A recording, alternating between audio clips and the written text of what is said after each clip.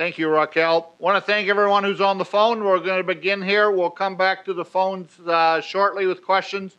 So please raise your hand. Those present, if you have a question for Coach Kelly, microphone back to Rick. I'm going to ask about Rich Rodriguez taking over a program like that. Have you in your career ever had to come in and start from a program that was down in the dumps to try and rebuild it? What were the challenges involved with that? Never did it, so no challenges. Okay, Rob?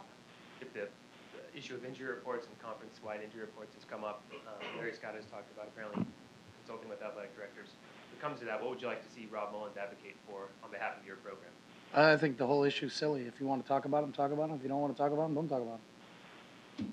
And I don't think coaches should ever mandate to reporters what they should write or shouldn't write. Do you like the conference not to mandate? No, I mean, I don't think anybody needs to tell us what to do. So if a coach needs somebody to tell him what to do, you got a lot more issues. I'm worried about Arizona. Steve? Coach, last Saturday night I asked you about Marcus in the exchange and getting caught in the backfield.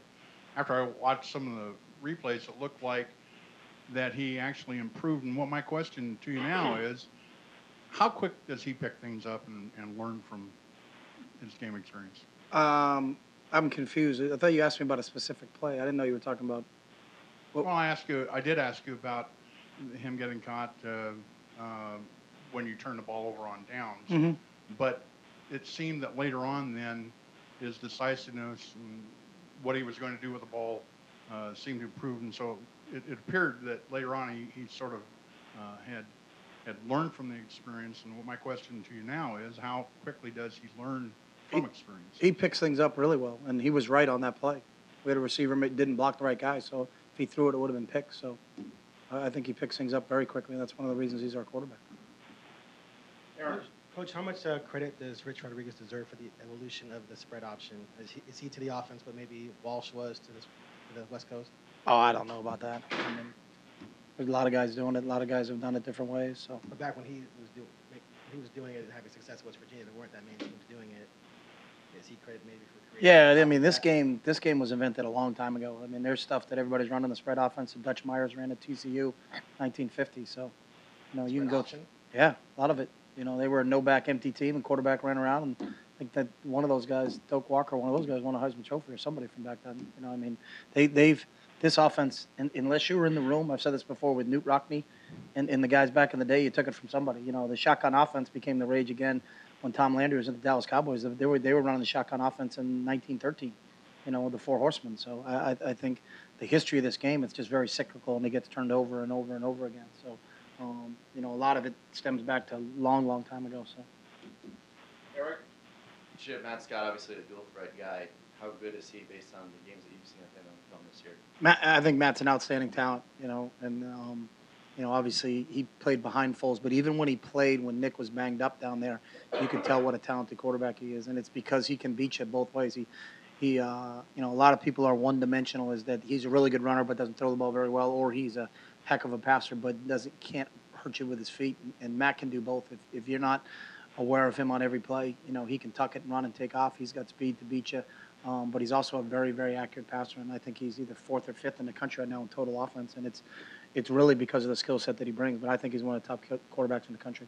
Is the emphasis then to keep him in the pocket? You said he does both really well, but would you rather keep him in the pocket to avoid big play with the feet? No, I think we gotta do everything. We need to tackle him is what we need to do. So. Gary? Chip, sorry if you already addressed this, but just a thought on Jake Fisher, if you could comment on how he's doing and the play he made in the last game especially. Our Jake Fisher or their Jake Fisher? Yours. There's two this week. Okay, yours. Ours, an outstanding effort, and I think that's what you get out of Jake all the time. He's obviously got a physical skill set and athletic as an offensive lineman, but, just his effort to be that far downfield, and what was originally a drop-back pass for us, so he was blocking on the line of scrimmage and then covering passes downfield. We preach it and talk about it all the time, but when you see a kid do that, we've got incentive for linemen to chase plays down now because there's an opportunity to score if you really run all the way down the field. So, but I think Jake has continued to develop. Played a lot of tight end in high school. Really his first, understanding of a really full-time offensive line was than we got here last year. He's just in the middle of his second year right now, but I'm really pleased with Jake's progress so far. Raquel, we're going to go to the phones, see if there are any questions. Please press *1 on your telephone keypad if you have a question for Coach Kelly.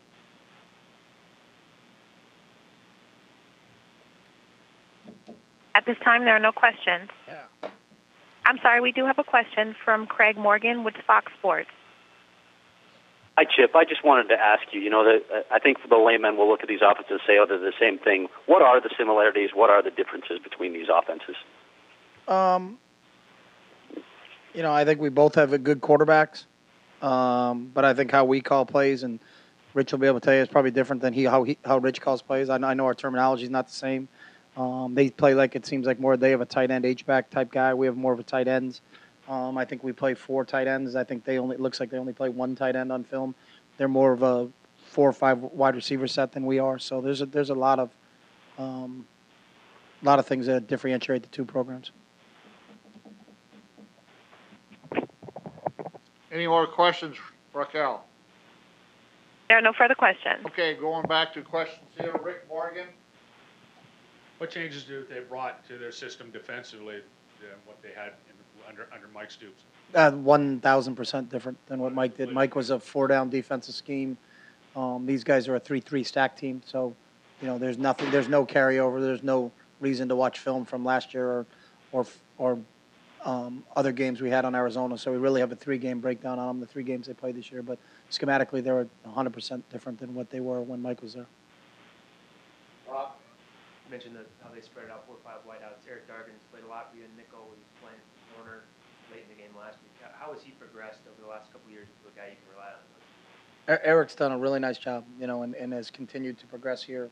And we know we're going to face teams in this league that, besides Arizona, Arizona State, Washington State, whatnot, that are going to spread you out and try to, get a lot more athletes on the field. And we got to be able to do the same thing and got to get more athletes on the field. And I think, that's why we feel confident in our secondary when you have guys like Troy Hill and Eric Dargan and guys like that, we're going to play 4 and 5 and 6 DBs at times, but we consider those guys starters for us and from that standpoint, whether it's our nickel team or our dime team. But I think Eric's done a really nice job, growing into that role of being able to contribute. He played a lot for us last year when we played Arizona because with Nick there, with Foles there, they were throwing the heck out of the ball. It was a different style of offense, but they were winging it around and didn't play much with a tight end, or they weren't 21 personnel, so to speak, where they were running it. So Dargs played a lot in that game, and was really a nickel kid for us last year and has continued to develop in that role.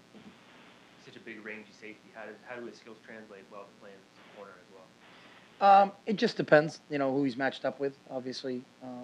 But the fact that he has the ability to do that, where he can drop down and play linebacker in some of our nickel sets, but also still be a safety on the hash and play some corner. I think his versatility, helps us in terms of being able to deploy him in different spots and people not knowing where he's going to be all the time. Question. Warren? Coach, kind of along that same line, does Arizona have a Jerron Kreiner receiver this year, that type of receiver? Yeah, they got some good kids. Buckner, I think, has been a really good player. Has played a lot for him. It's the same crew, I think. They lost Jerron, but it's not like the cupboard's bare there. So they've got 3 or 4 kids that have over 10 catches in their first 3 games, and they're tall, long, angular guys. So they're gonna they present good targets because they've got great range. But there's a few of those guys. Buckner being specific. Rob, a lot of us outside media fans too are looking forward to this game and trying to conference play. You guys have said all the right things as before. Do you need to address any more on a regular basis, win the day and every game's a Super Bowl? I mean, is that essentially unsaid within the program at this point? I think it's a fundamental of our program, and it's like anything else. We continue to emphasize it. You can just look at examples last week where people may not have taken games as serious as they should have taken them, and they lose. You only get 12 opportunities. That's why I've never understood the let's circle this game and let's circle that game and circle that game. Well, when you do, you circled 3 of them, so you're 3 and 9. You better come to play every single week. And the unique thing about our sport compared to any other sport is that the regular season matters. The top 1 and 2 teams are the only guys who go.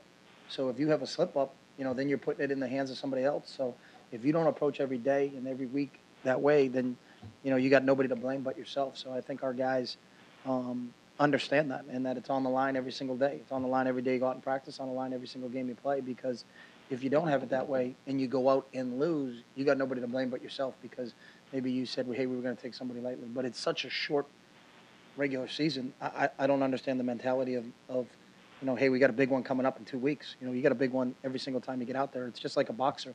Maybe a 12-round fight. You could be winning on the scorecard 8-0, but in the 9th round, you can get knocked out. And that's what our game's like, so. Not without giving away the game plan, do blitz packages, you can be a little more cautious with those against a guy like Scott who can do so much with his feet? No. I mean, you got to pressure him and you got to tackle him, so you got to get after him. And then in terms of the secondary, how good of a test do you think, given the first 3 opponents and now quarterback like Scott, how good of a test will this be for that group? I think how good a test will this one coming up? I mean, I think we played 2 good quarterbacks in Applin and Derek Carr from Fresno, and I look at what Fresno did again last week against Colorado. And I said it after the game. I thought Fresno was a pretty good football team. So, I thought both those guys were high-level quarterbacks. Applin was the player of the year in his conference, and I think Derek Carr's a really good prospect himself. So, but I think Matt's the best we're going to play so far to date. Raquel, going back to the phones one more time. A reminder, please press *1 on your telephone keypad if you have a question. Your next question comes from Cody Martin with the Wildcats.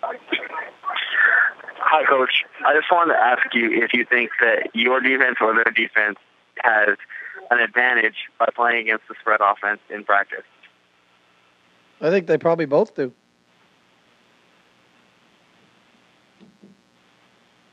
Your next question comes from the line of Patrick Finley with Arizona Daily Star. I was curious that when you guys were recruiting Marcus, what you saw in him that made you think he could turn out this way. We had him in camp. Thought he was had a great skill set, very accurate passer, made great decisions, certainly could run, great change of direction, tall, rangy, smart, intelligent, good team player. He had it all. There are no further questions. Okay. Any final questions here? Alex. Chip, Rich Rod remembers you from when he was still at West Virginia. What do you remember about him during those days, and what have you seen? I'll make sure, but I saw Rich Rodriguez when he was the offensive coordinator at Clemson when I went down to watch the spring practice. I never visited Rich when he was at West Virginia, so I met him back then in '99. He was the offensive coordinator at Clemson. He had Woody Dancer as a quarterback, and usually during the spring you'll take some trips or a couple other schools. Northwestern was there at the time. I got a chance to watch Clemson practice in '99, so that's when I saw Coach Rodriguez. From a decision-making standpoint, especially the linebackers in the secondary, is it more difficult, or I guess the split-second decisions that they'll have to make if Scott's rolling out of the pocket and knowing that he can still either throw the ball or tuck in a run while you're defending a receiver in the secondary? Is there a lot more of that split-second decision-making, you think, facing a quarterback like this than a traditional pro-style quarterback? No, I mean, it's just part of the scheme you have to face. But, you face Matt Barkley at USC, and probably their number one pass is naked bootlegs to the field with Matt. So, it just depends on who you're defending and what their scheme is and how they're employing it. But I don't think it has a difference to whether you're a pro-style quarterback or a dual-threat quarterback. It depends on how the offense that you're facing decides to deploy themselves. So USC does such a good job of running the football from a zone scheme that one of the counters to it is to run nakeds and boots off of it. It's no different than what the Broncos did with John Elway. You're probably not as concerned about him running the ball, but getting any quarterback on the perimeter with nobody in his face presents problems to people. So.